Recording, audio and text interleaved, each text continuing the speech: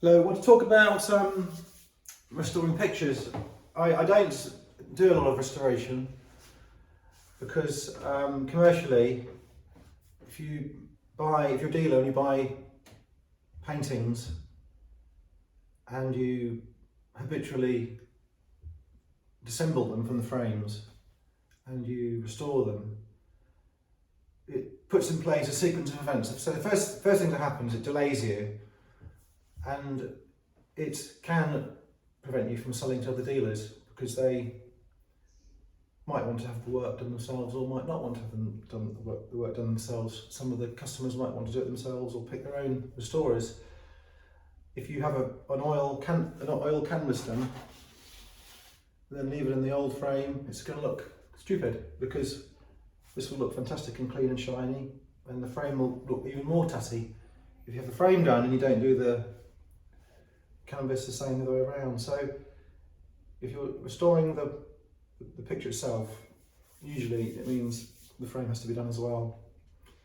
So it's a can of worms, and there are proper restorers and there are fake restorers and there are amateur restorers and there are trade restorers for the purposes of getting stuff through a shop into a retail setup.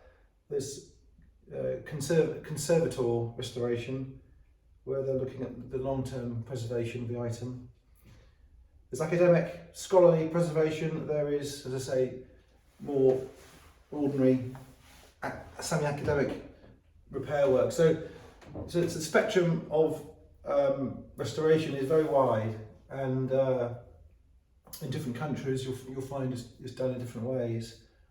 The proper restorers who do work for wealthy clients and institutions, banks, museums, collections, investors, the facilities are like hospitals. They have things like hot tables where a canvas can be put onto a warm table so that the glue holding it to a relining, for example, can be softened if they use a hide glue, which is activated by heat and water. They'll have things like rooms for radiation, microwave radiation, to kill woodworm inside the frame. They'll have all sorts of techniques for looking at which parts of the painting have been retouched, and they'll have X-ray, they'll have all sorts of gizmos and tricks. And if a picture's worth a certain amount of money, of course it's worth spending the money. But on the sort of pictures I sell, and most people sell, those facilities are not commercially viable for ordinary antiques.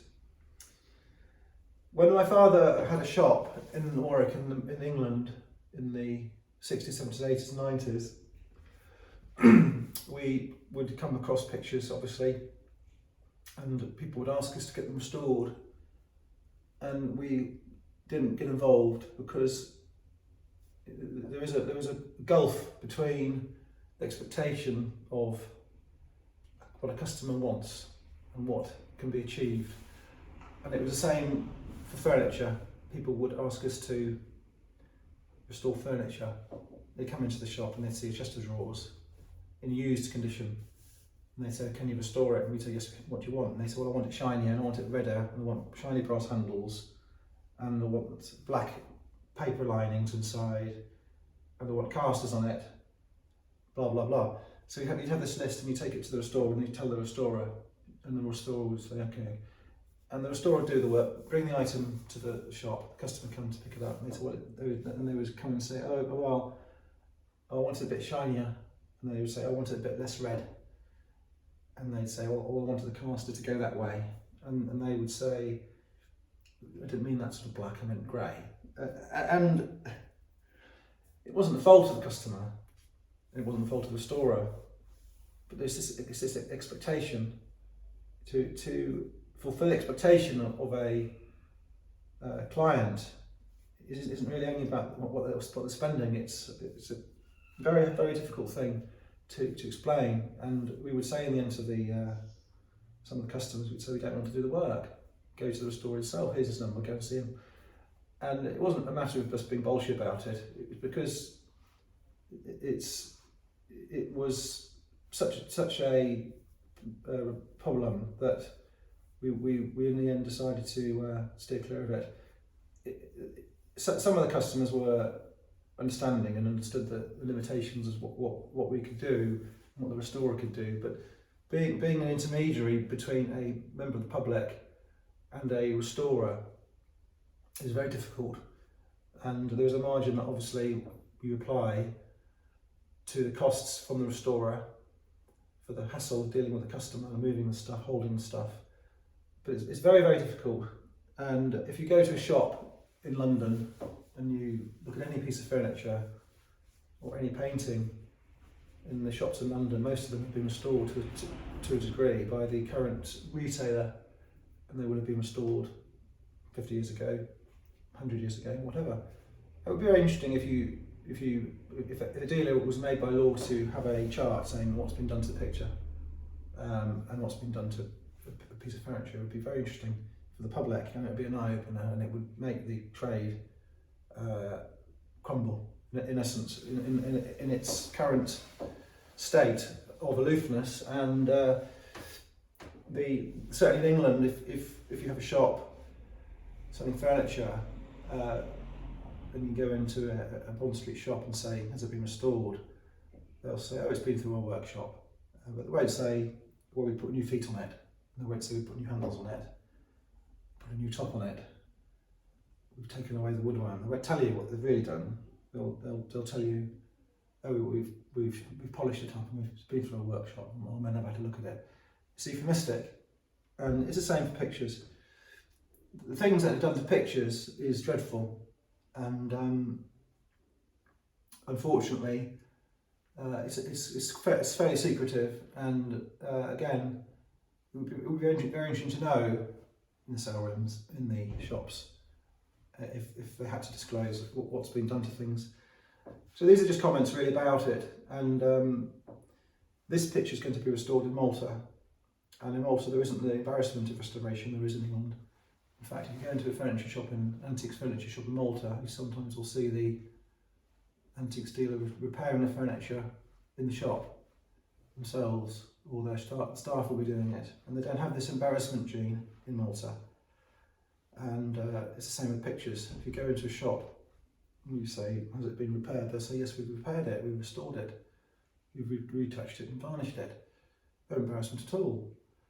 And if you see a piece of shiny furniture in Malta in a shop, and you say, well, you won't get a chance to say, have you restored it? They'll say, we restored it, we've restored it. It's all shiny, it's got nice new handles, it's ready to go. So there's different ways of interpreting it and viewing it. I say to people that a oil painting is like a shoe. If you have a pair of shoes made of leather, they will get worn and scuffed and they'll get broken, and the cobbler will restain them, stitch them up, resole them, put new buttons on, new zips on, and all the rest of it. And it's the same with these pictures. They get changed, unfortunately. That's just a matter of reality. This picture here is a very early Victorian picture. It's a copy of a Titian, and the original was by Titian, who was a Venetian painter. The lady with a bowl of fruit. And I hesitate to say it's definitely Victorian, because I think because the frame is such a good frame that it's very possible. This is very, very unusually, very possibly an 18th century after painting. This you can see here, I hope, from the camera. This laurel has got protruding leaves where the back of the leaf is standing away from the frame like an arrowhead. If it was a poor quality one, there would be no back to it, it would just be flat. This is carved wood. This is gold leaf, real water gilded gold leaf. The picture has shellac on it, it's gone yellow. And I'm going to have it done because some of the customers I have in Malta want it to hang on the wall straight away, want to look at it, and they want to be an end user. So we're going to have it restored, but this restoration job is from a starting point where the oil itself is all there and the canvas itself is flat, and the picture beneath the shellac is very, very good. The lady who's going to do it lives in the same town as me. It's the first job I've given her. I haven't given anyone in Malta, other restorers, any work yet. She's going to have this one, and I have every confidence in her that she'll do a really good job. And we'll show you this when it's done. I will be away from Malta for 3 months at least, and she can do it while I'm away. I don't mind how long it takes. If she said to me it's 10 months, it wouldn't bother me. In England, restorers run to their own clock, and you can't just walk into a picture restore in England and say do it next week. Just hopeless.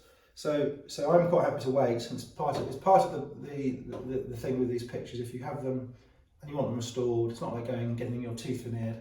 It's, you know, there's drying times. There's things like, there's other things to consider, other customers the restorer has, and I'm going to leave it with her. And if I don't pester her, it's more likely she will do a good job. If I pay out on time and accept it as it is in her as she feels fit, then the next time she'll do another good job. If I get it back from her and I say, oh, I didn't expect it to be quite so shiny, or I say, oh, there's too gold, the gold's too gold, and I'm a pain, then she won't want to do any more work for me. So I know that you have to have, I've put faith in her.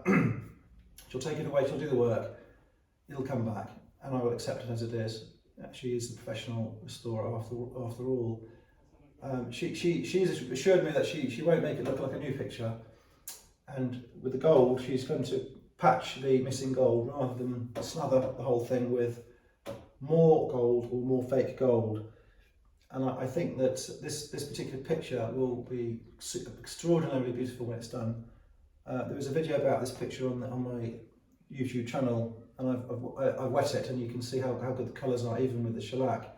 So it's just this video just as a chat really about restoration and the consequences of doing it, how to pick what to do, what to restore. I wouldn't really want to pick a picture which had very bad problems, because if you're into repainting and recanvassing, then you're into reconstruction and sort of rebuilding, cosmetic surgery. What I'm having done here really is